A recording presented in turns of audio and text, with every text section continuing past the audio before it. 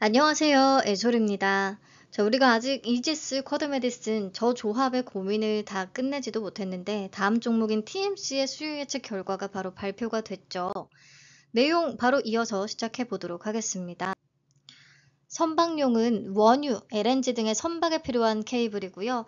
해양용은 해저 원유 시추 장비나 해양 플랜트 내에 설치되는 케이블입니다. 특수 케이블은 주로 원자력 발전이나 잠수함에 사용이 되고요. 광 케이블은 빛을 이용한 데이터 전송 통신 케이블이잖아요. 그래서 통신 사업자나 데이터 센터에서 수요가 있습니다.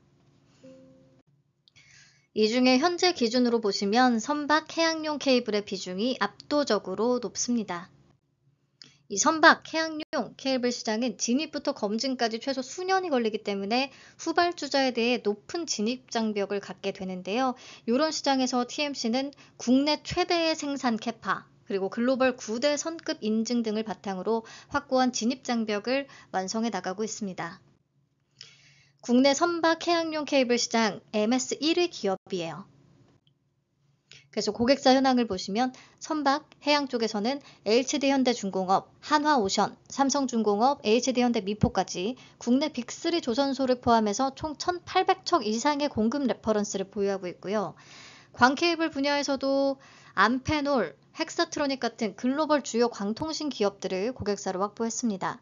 암페놀은 TMC의 광케이블에다가 커넥터를 연결해서 오라클에 공급을 하고 있어요. 그리고 원자력 분야에서는 세울 3, 4호기, 신한울 3, 4호기 등의 프로젝트에 참여했습니다. 그러면 회사의 앞으로의 성장 포인트 간략히 요약을 해볼게요. 첫 번째, 선박 부문은 조선업 슈퍼사이클과 함께 동반 성장이 기대된다는 거. 조선업 슈퍼사이클은 워낙에 여러 번 얘기했기 때문에 여기다가 시간을 할애하지는 않겠습니다. 자, 두 번째로 해양 부문은요. 탈탄소 정책에 따른 친환경 에너지 투자 확대, 저탄소 설비 중심의 수요 증가로 해양 플랜트 시장의 성장이 기대가 되거든요. 25년 하반기부터 다수의 글로벌 해양 프로젝트가 예정이 되어 있어서 입찰에 열심히 참여한다는 예정입니다. 자, 이 밖에 앞으로의 신성장 동력으로서 TMC가 가장 크게 노리고 있는 시장은 미국입니다. 미국은 지금 전력, 통신, 데이터 센터 인프라를 전부 다시 깔아야 되는 상황에 놓여 있습니다. 미국의 송전망 상당수가 60년 이상이 된 노후 설비고 AI와 데이터 센터의 투자까지 겹치면서 전력과 광통신 케이블에 대한 수요가 폭발적으로 증가하고 있거든요.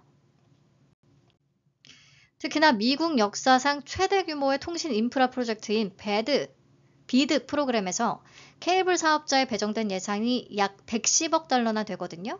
근데 이 프로그램 예산 중에서 약 90%는 미국산 제품에 사용을 하게끔 되어 있어요. 그래서 TMC가 여기에 대응하기 위해서 텍사스에다가 현지 생산 법인을 설립했습니다. 25년 10월부터 현지 광케이블 신규 공장을 가동을 했고 26년에 캐파는 매출액 기준으로 150억 원에서 200억 원 수준이 예상이 되고 있어요. 그러면 여기서 생산을 하면 미국산으로 인정을 받을 수가 있을 테니까 이 정부 사업의 입찰 자격을 확보할 수가 있겠죠. 그리고 관세 절감으로 가격 경쟁력도 확보를 하고 고객 납기 대응력도 더 좋아질 테니까 실질적인 경쟁력을 좀 확보해서 미국 정부 입찰에 적극적으로 참여한다는 계획입니다. 앞에서 얘기했듯이 암페놀의 오라클 데이터 센터용 그리고 헥사트로닉의 버진 미디어용 광 케이블 공급일 예정이고요. 이렇게 맞춤형 케이블을 공급하는 식으로 미국 시장 진입에 성공을 했기 때문에 앞으로가 좀 기대가 된다는 전망입니다. 원자력 쪽도 주목할 만한데요. 국내 원전용 특수 케이블 생산업체는 TMC를 포함해서 두 곳에 불과한 상황이고요. 그리고 TMC가 국내에서 유일하게 원자력 발전소용 광 케이블을 생산할 수가 있습니다. 이런 경쟁력을 바탕으로 국내에서는 세울, 신한울 프로젝트에 이미 납품 실적을 확보한 거고요. 이것도 국내뿐 아니라 미국 시장을 노릴 수가 있습니다. 우리 정부가 추진하는 한미 원전 협력 프로젝트 마누가 미국 원전을 다시 위대하게라는 의미를 담고 있죠.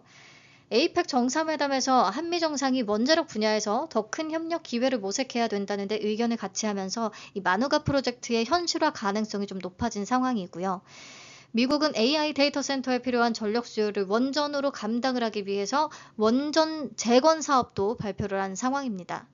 한국은 원전과 기자재 운영 면에서 글로벌 경쟁력을 갖춘 핵심 파트너로 거론이 됐었고요. 한미 원자력 공급자 포럼에 참여한 한수원과 두산에너빌리티가 TMC의 고객사들이기 때문에 이 부분에서도 수혜가 기대된다는 평가입니다. 마지막으로 미국 함정, MRO 케이블 시장에서도 기회 요인으로 삼고 있습니다. 미국 해군은 2045년까지 350척 이상의 군함을 새로 건조할 계획인데 TMC가 국내 조선소 MS 1위에 미국 생산 기지까지 갖추게 되면서 자연스럽게 공급망에 올라갈 가능성이 좀 커졌습니다.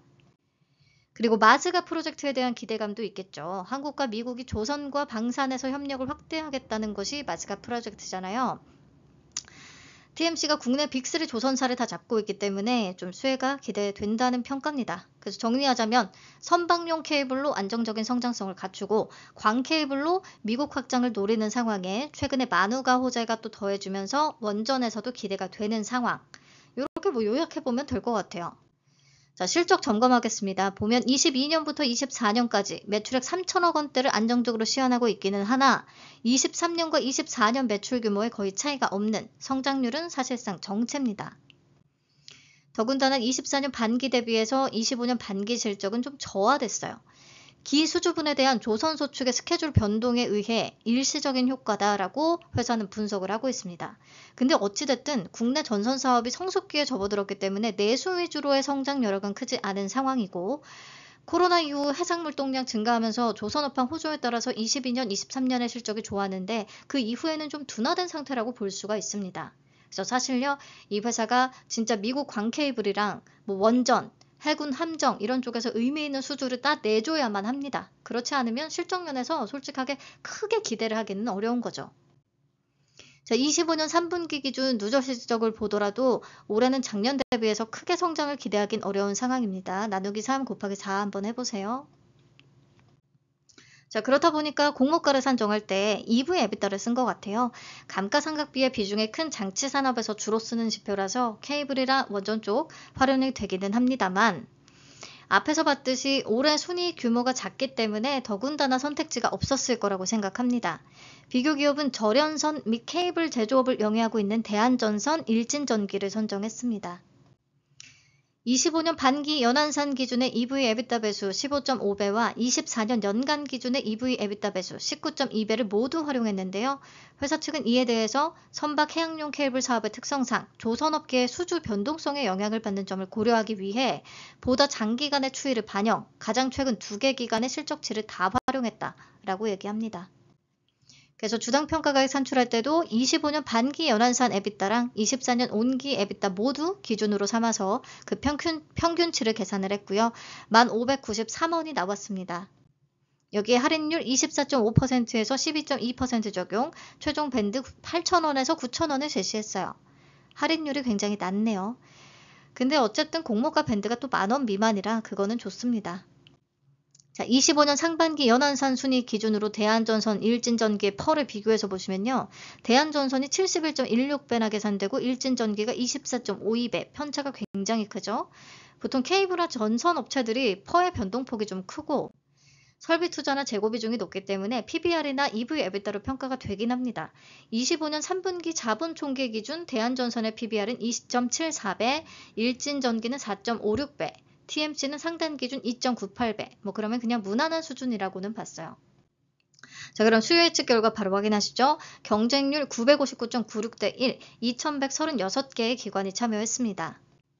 참여 기관 수가 조금 적은데요. 이게 코스피 상장이거든요. 코스피일 때는 좀 주관사 측에서 소형 운영사의 참여 자체를 좀 제한한다거나 아니면 운용 자산의 기준을 강하게 체크를 한다거나 해외 기관 중에서도 신뢰가 낮은 곳은 아예 배제시킨다거나 이런 식으로 참여 자격을 좀 더 제한하는 관행이 있다고 알고 있어요. 그래서 명인제약도 보시면 참여 건수가 다른 종목에 비해서는 좀 낮았죠.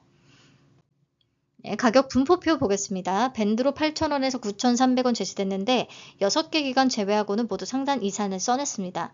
아무래도 현재 실적이나 이런 거 고려했을 때 상단은 조금 부담스럽다라고 평가한 기관도 있었던 것으로 보이네요. 그래도 확약 참여도는 높았습니다. 건수 기준 58.19%, 수량 기준으로 53.42%, 장기 위주는 아니고 15일과 1개월의 비중이 높습니다. 아무튼 이번 종목들 중에서는 확약이 가장 높은 수준, 이번 주 종목 중에서 현재까지. 앞에서 최종 90% 이상을 기록했던 종목들보다는 조금 낮은 수준이라서 최종적으로 확약 기대치는 80% 정도를 우선은 생각을 하고 있습니다. 공모 개요 체크하겠습니다. 공모가가 9,300원에 확정되면서 공모 금액은 567억 원, 시가총액은 약 2,241억 원의 사이즈로 상장을 추진합니다. 청약은 12월 3일, 4일 진행되고요. 환불 4일 걸리는 게 좀 아쉽죠. 상장은 12월 5일 메리츠 제1호 스펙과 동시로 예정이 되어 있습니다. 미래에셋증권의 주관이고요. 최소는 20주입니다. 93,000원. 신주 모집 71.3%, 구주 매출 28.69%로 진행되는데 구주 매출의 주체는 모회사인 KPF고요. 이 코스닥 상장사면서 현재 TMC 지분 68.4%를 보유하고 있어요. 그렇다 보니까 중복 상장 논란이 이어져 오긴 했는데 TMC 입장에서는 크게 신경 쓸 문제는 아니거든요. 그래서 넘어가도록 할게요. 자, 우리 사주조합에는 코스피다 보니까 20% 최대치 배정이 됐고 직원 395명 기준 1인당 배정 금액은 약 2,900만 원 되겠습니다. 다 소화되지 못할 수도 있으니까 체크할 필요가 있겠네요.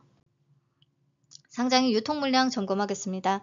주식 총수의 21.55%에 해당하는 519만 2,165주는 상장 당일에 바로 나올 수 있습니다. 많진 않고요. 금액으로는 약 483억 원 정도로 크게 부담 없고요. KPF와 특수 관계인들이 대부분의 지분을 다 가지고 있다 보니까 기존 주주의 비중이 매우 낮습니다. 6.01%밖에 안 돼요. 전혀 부담 없는 수준. 그렇다 보니까 최종적으로 확약이 80% 정도가 잡혀준다면 유통가능 금액은 233억 원까지도 줄일 수가 있습니다. 최종적으로 200억 원대의 종목이 될 수 있다는 메리트. 그리고 상장일에 나올 수 있는 기존 주주 물량은 기배정된 우리사주조합과 기타 소액 주주들의 몫인데요.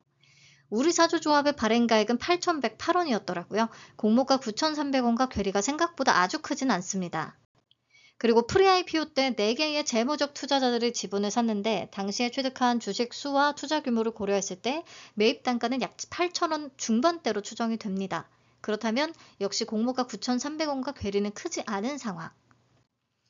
네, TMC를 굳이 또 왜 퍼로 주당 평가가액을 계산했냐라고 하실 수도 있는데 제가 대한전선을 제외하고 다른 케이블과 전선 기업들의 펄을 좀 계산을 해보니까 거의 다 20배 언저리로 계산이 된다는 것을 알게 됐어요. 그래서 이 정도면 의미 있는 수치다라는 생각이 들어서 26년 예상순이익 132억 원에 일진전기와 가운전선, 대원전선의 평균 펄 22.11배를 적용해서 산출해봤습니다.